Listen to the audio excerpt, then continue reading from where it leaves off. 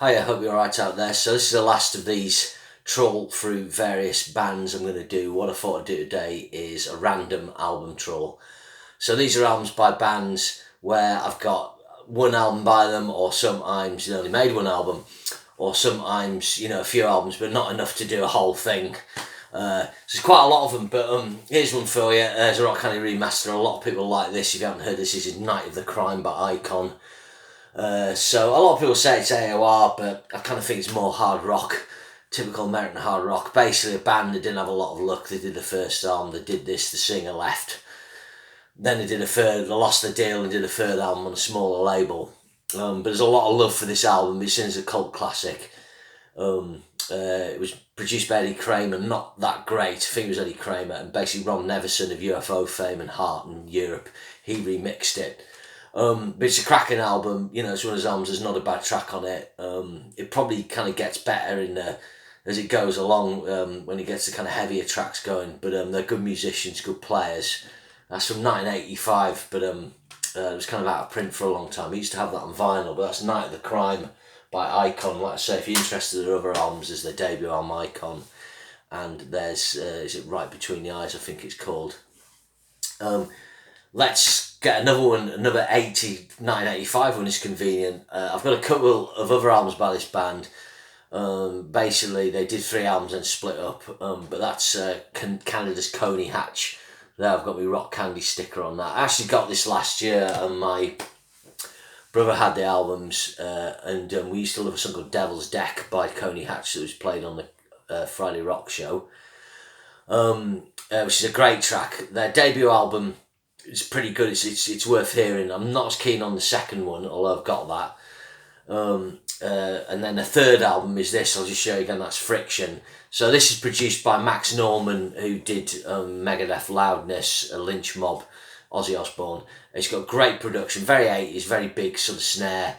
But the guitars are great, very clean. It's really melodic, really good melodic hard rock with a bit of tinge of AOR. Again, it came out, but it kind of didn't do a lot for them, and then they got dropped and split up. They came back later down the line. But it's worth checking out. You're going to get one album by these guys, Friction from 1985. If you like that, then probably go for their debut album. Let's pick another one I've got here. Let's just get into this band quickly. So some people rate this as one of the greatest bands never to get anywhere. One of those unlucky bands in history, Riot. There we go, that's their debut album, Rock City from 1977. So basically this came out on the Areola label, which was a major label back then. The next album came out on Capitol, EMI, Narita 1979.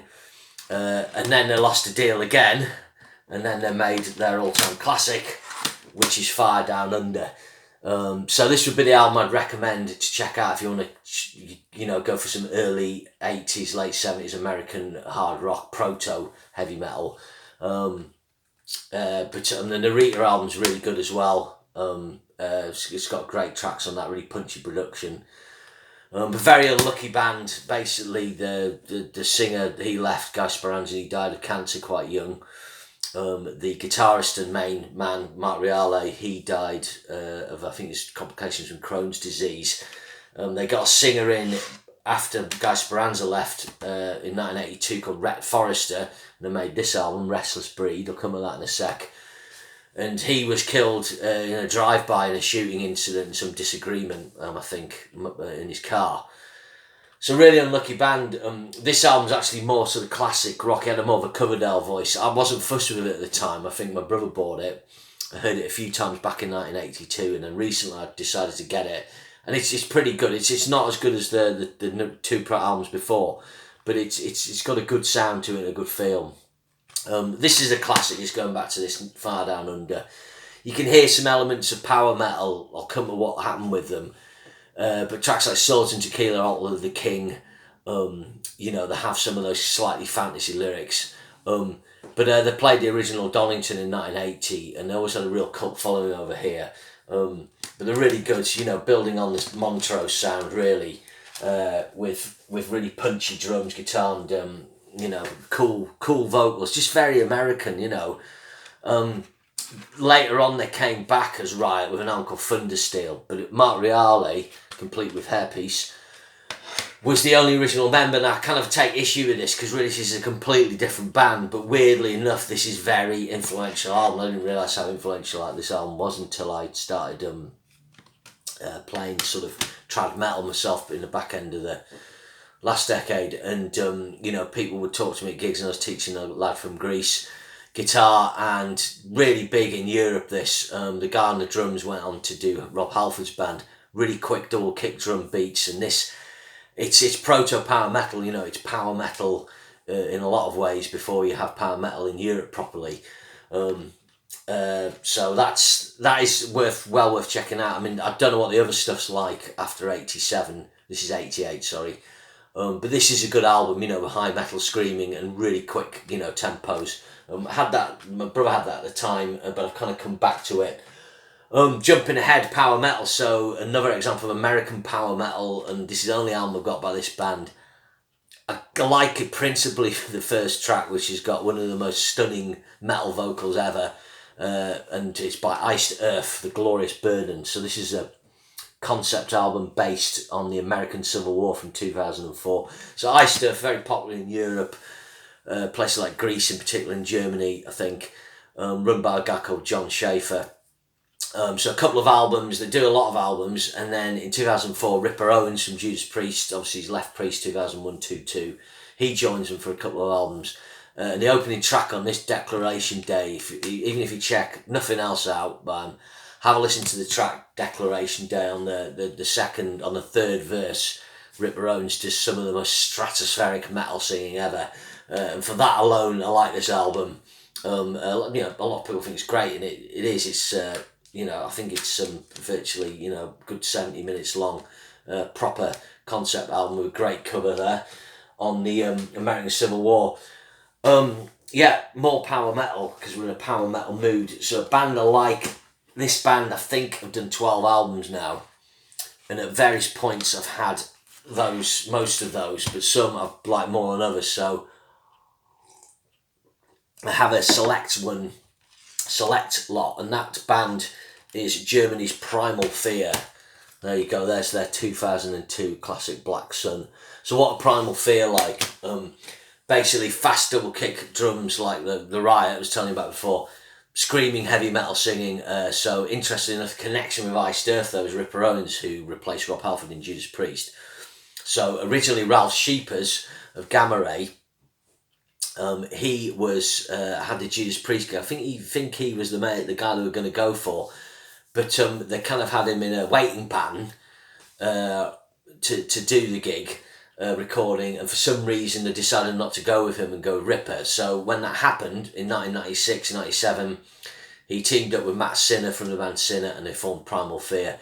And their first album was very successful straight off the bat. So basically the first album's good, it's got some great tracks like Chainbreaker and Battalions of Hate. It's just not as polished. When I went back to it, I'd come into their discography on Black Sun and their next album, Sacred Ground. So, you know, they could be worth checking out for people. They did Jaws of Death. The third album's probably one of their best. I don't have a copy of that at the moment. Nuclear Fire, that's got some great tracks on it. But all these albums are kind of similar. They've got, right from the outset early on, they kind of had a sound. And then it kind of reached its, the first part of their career reached its kind of zenith with this Black Sun. So this is like a proper, proper screaming heavy metal, you know, really high half of their screams, fast tempos, crunching guitars. Typically their albums always have like 10, 13, 14 tracks, or, you know, you might get a 10 or 11 track CD and it'll have some bonus tracks. So after this, they did an album called Sacred Ground, and there was Seven Seals, which were pretty good. But then this one was my kind of next one that I really like. It's 2007's New Religion, if you can see that there. Again, this there's some great tracks on this, particularly track number 5 called Fighting the Darkness, which is a kind of power ballad, but it's absolutely superb. So even if you don't like screaming heavy metal, put on the track Fighting the Darkness by Primal Fear. It's stunning, got great vocals, and it's just so well produced. And later on, basically what happened was the next album they did, which was called Before the Devil Knows You're Dead, I think. I wasn't as fussed with that one, but that was the first album to work with a guitarist called Magnus Carlsen. So if you follow Frontiers Records and their label releases, Magnus Carlsen is a Swedish guitarist who's a kind of writer-producer for their label, and he does The Ferrymen with Ronnie Romero, and he does Magnus Carlsen's Free Fall, and he's written tracks for something else. I think he's written tracks for Russell Allen and Anna Olsen recently. But anyway, he joins the band, but they really hit the stride on 2012's Unbreakable, and this is probably my equal favourite album by them. So Carlsen's a really good writer. The other thing is the production starts to go up a notch. Prior to this, the guitar sound could be a little abrasive, but they've got a smoother, with the new technology coming into recording, they've got a smoother bottom end. It's better. This is a really cool record, 2012's Unbreakable, and then it's probably bettered by Delivering the Black from 2014. So for many people, this is like one of their absolutely best albums. So in this period of bringing in more orchestral sort of sounds, sorry, I've got hay fever. Production's got deeper guitars. They're kind of expanding what they do, and they do quite a lot of epic tracks at the moment. So typically they'll have some like 8-9 minute tracks on their albums. So the last two albums they've done recently are kind of more of the same. I like them. Rule Breaker, and most recently Apocalypse, proper metal logo. They always have this winged eagle figure on the front. So these two albums are more of the same. I was actually listening to a bonus track off this the other day, so if you get this, make sure you get the one with the two bonus tracks, because one of them's absolutely great. It's called Don't Say I Didn't Tell You, or something like that. So they're a band I enjoy. I don't think, they're not a band that's made a totally consistent album, but if you, as I've said before, if you just want to listen to some like kick-ass power metal, it just, they've always got a tune that just gets your blood flowing. Okay, let's keep trawling. Where are we now? Which is totally randomly jumping around with. We've done some power metal, we tied that in. Let's go back to some melodic stuff. So, classic melodic rock band of the 80s I love is Europe. Again, I would have done an album trawl on these guys, but I've not been as fussed with their new releases as much. And they've kind of gone in a Deep Purple direction, which I think's been great for the band, and they do it well. It's just, I like sort of me 80s Europe. The other thing is, I'm not fussed with their best-selling album, The Final Countdown. I actually think it's their weakest album of their initial phase. So the album that I've always loved by them is 1988's Out of This World. Got a Rock Candy remaster there. So this was their first album with Key Marcello on guitar. So, they had the great John Norum before that. Then they got Marcello in. Again, Ron Nivison produced, engineered and mixed this, the great... a producer of UFO. It's a great record if you've not heard it. Not a bad track on it. Really good. So the other album, that I really like by them, which would surprise people if you heard it, is Wings of Tomorrow from 1984. So this is the album before The Final Countdown. But it's a lot rawer. It's a lot more like heavier UFO. It's got great guitar work by John Norum. And it's got none of the wet sort of polish of The Final Countdown. After Out of This World, they did Prison in Paradise. I don't have a copy in the hand of that at the moment. I'm hoping for a remaster. That's actually a more Americanised record, but it's worth checking out. I really like it. I wasn't as keen on it at the time, but I've kind of come back to it since. That was produced by Beau Hill of Rat and Winger fame. It's actually a great sounding record. It's got great drum sound. Just sounds probably one of the last records where they spent that kind of money and it sounds that way. So that's well worth checking out. So basically that's your sort of Europe in their first phase. When they came back in 2004, they did a couple of albums which didn't really do it for me, although I had them at the time. In 2009, this actually got voted the best album in Classic Rock Poll. I think it's 2009's Last Look at Eden. This is a really good record because it balances the melodic, rock Europe of the 80s with the kind of Deep Purple UFO type of thing that they're going for. Pretty much all the tracks, probably a couple of fillers, but it's well worth getting that album. So another melodic rock band, I'm getting a big stack here, over there, from the 80s. They only did 2 albums. They've tried to get them on a Firefest, but I love them, is Saraya. So some of you, if you used to go to Newcastle Mayfair, will probably remember the song Love Has Taken Its Toll. So this is a debut album from '89, produced by Jeff Glixman of Malmsteen, Saxon and Kansas fame. Really good record. She's got a great voice. She's kind of got sassiness to it. Guitar's great. A guy in called Tony Bruno, but he changed his name to Tony Ray. Very melodic, very tasteful player. I think he works for some demonstration company now, or he's a musical director for some big artist. I'm not sure. But it's not a bad track on this. It's really good. It's probably their best album. Their second album's nearly as good. It's better in some ways. It's heavier because the keyboard player left and he passed away quite young. But Peter Collins of Queensryche fame produced this. This has got an immense sounding record. The guitars are huge. Track 4, When You See Me Again, has got a massive riff. It's like humongous hair metal riff.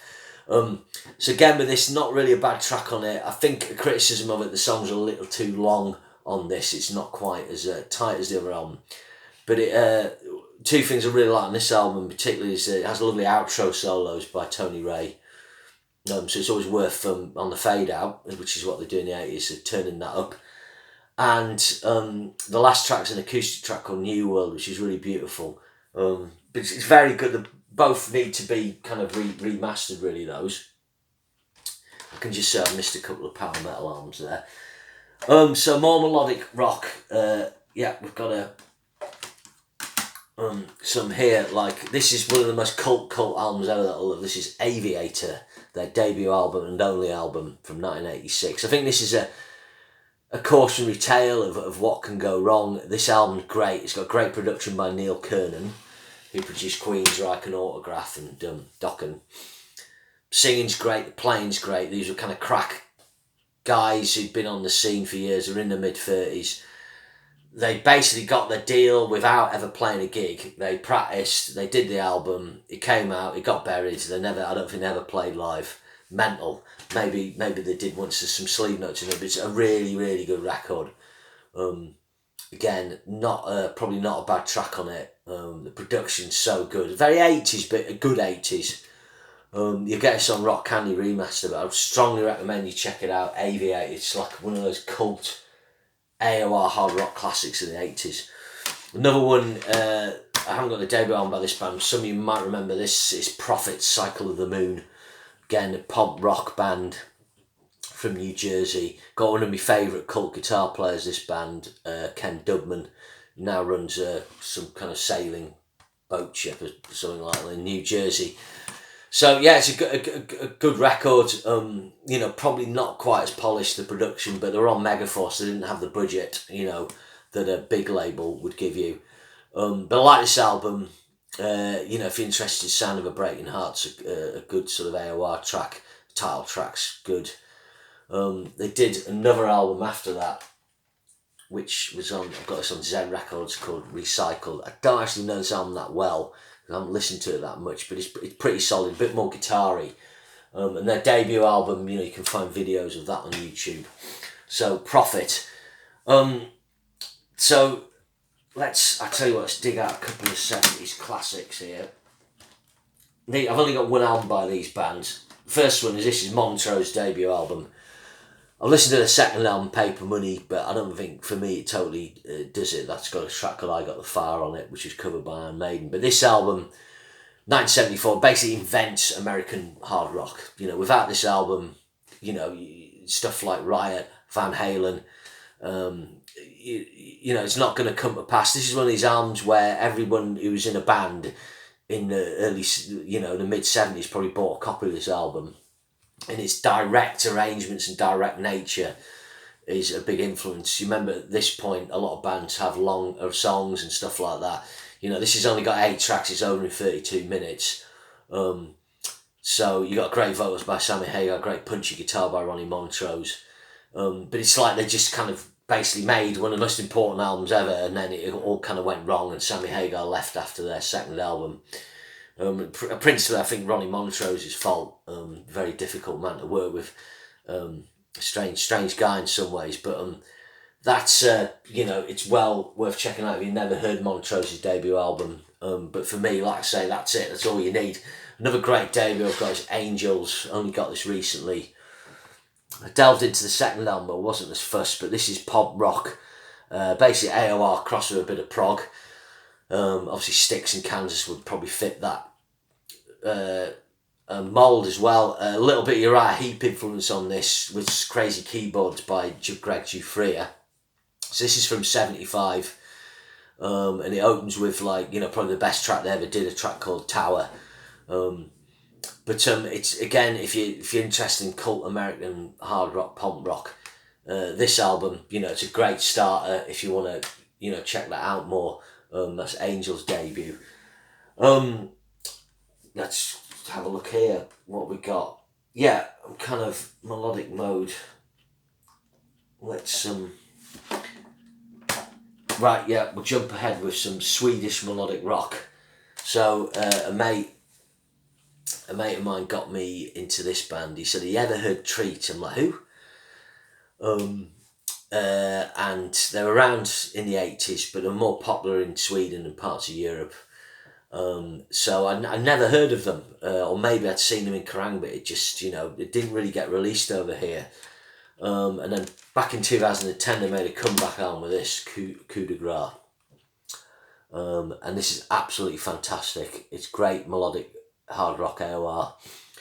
The lyrics are very cheesy, and in all truth, the guy's not the best singer, but he's got a lot of melody in his voice. But there's not a bad track on this. It's got really good melodic guitar solos. It's kind of seen as a bit of a classic of its kind. And after I got that, I managed to get a hold of this, which is their 1989 album, Organised Crime. Very hard to get this. This is really good. This basically, the first mix of the album went wrong, so they forfeited their royalties, I think, for it, or some of their advance to remix it, and then it all went tits up and they got dropped. But it's a really good record. The production's great, by a guy called Peter Hoke. It's really good songs and great guitar work by their guitarist is a guy called Anders Wickström, and he's very melodic, like a lot of Swedish players. He's got great vibrato.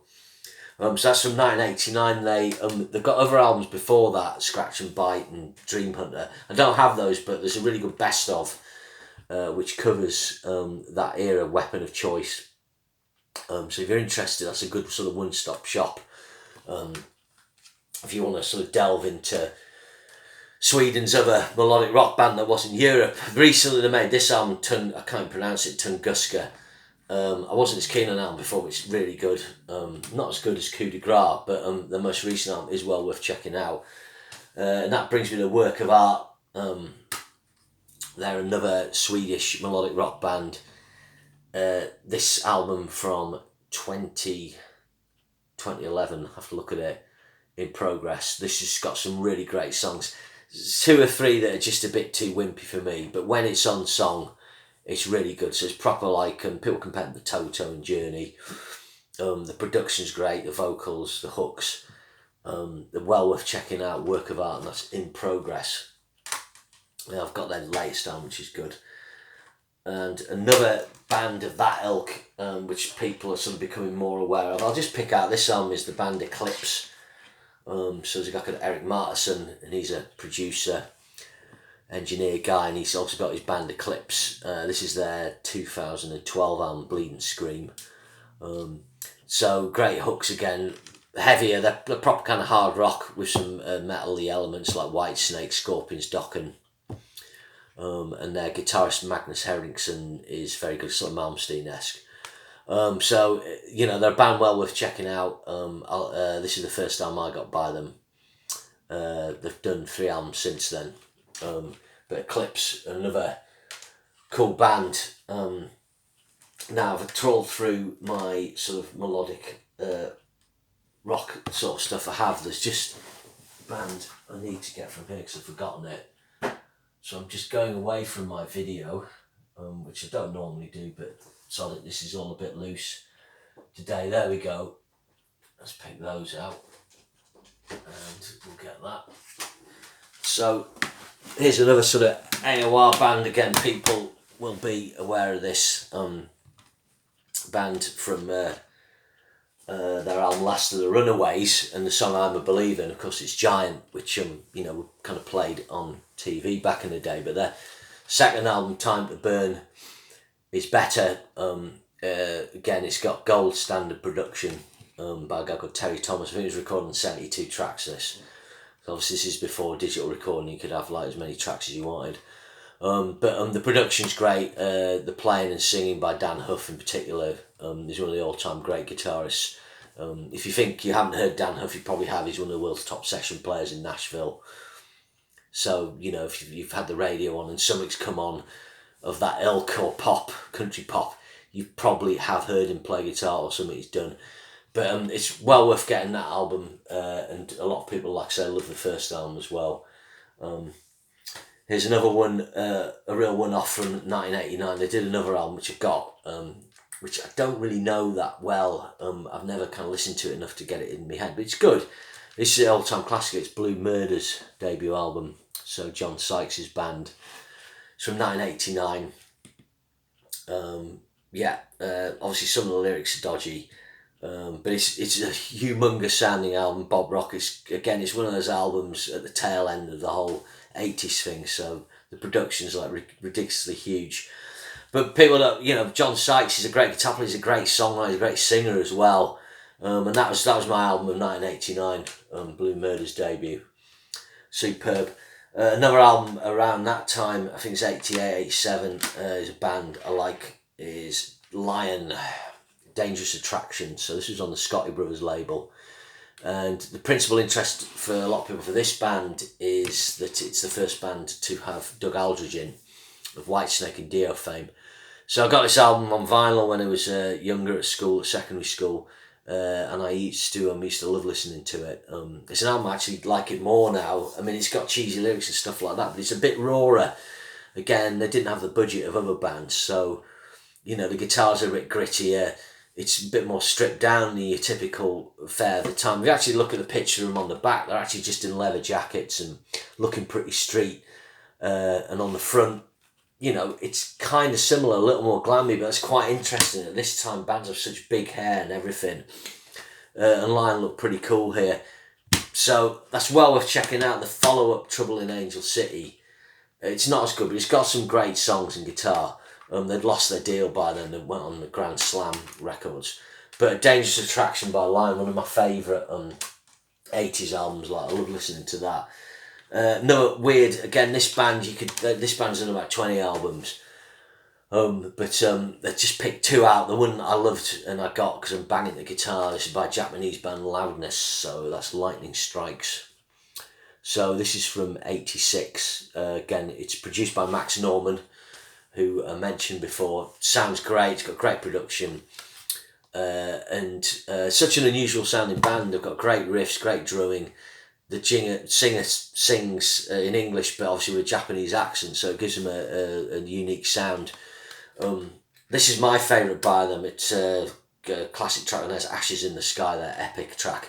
Before that, they did Thunder in the East, and this is, for many people, this is their classic. It's got the track Crazy Nights on this. It's got one of the best recorded guitar sounds ever for a lot of people. But a great Akira Takasaki, and that's well worth checking out.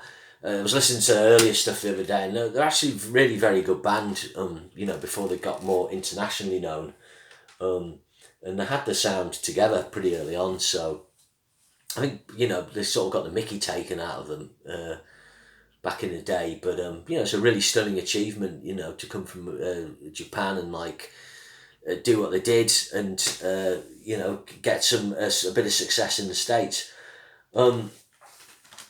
Just jumping back, actually, I was talking about Lion before. After Lion, the singer of Lion and Doug Aldridge formed a band called Bad Moon Rising.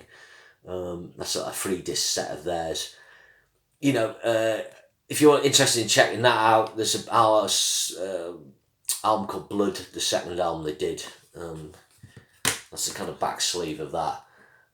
It's not great, but the guitar's great, and Carl Swan had a nice line into the Dio style singing. Forgive us jumping around here, I've just got all these piled up, but like I say, it's a random trawl. Let's stick with the 80s. Another band that we had the albums my brother did in the 80s is Malice. Again, another sort of unlucky band. They were really popular on the LA scene, but probably just got the deal the wrong time. So the debut album, Rock Candy Remaster, is in the beginning. If you look on the back, they look very like sort of Judas Priest in studs and leather.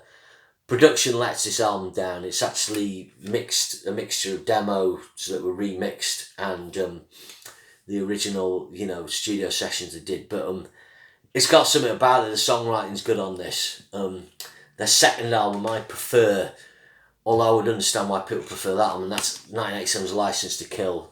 So Michael Wagner produced this. No, I'm talking rubbish. It was Max Norman again. Yes, Max Norman. Sorry, produced, engineers, and mixed by Max Norman. Yes, it's a great record. It's got one of my favourite riffs. This track 2, License to Kill. That's a riff I always love to play.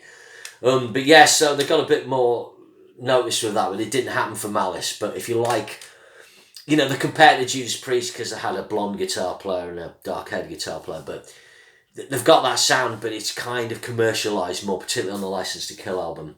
Another band that plays, that sort of sound, but it's heavier, is Vicious Rumours. And this is their major label debut from 1990. So I have the Digital Dictator album as well, the album before, and the one after Welcome to the Ball. But this is the pick of the bunch. It's from 1990. Some of you may remember the track Don't Wait For Me that had some airplay on things like Raw Power, possibly MTV. But it's good. It's like hard-hitting, power metal. The singer had a high screaming range, and the guitars, particularly by Mark McGee, very, very good. So that's like another album I enjoy. So jumping ahead, couple of power metal album, just one alike. I've got another one of theirs, is Hammerfall. So this is a band I delved into a few years ago.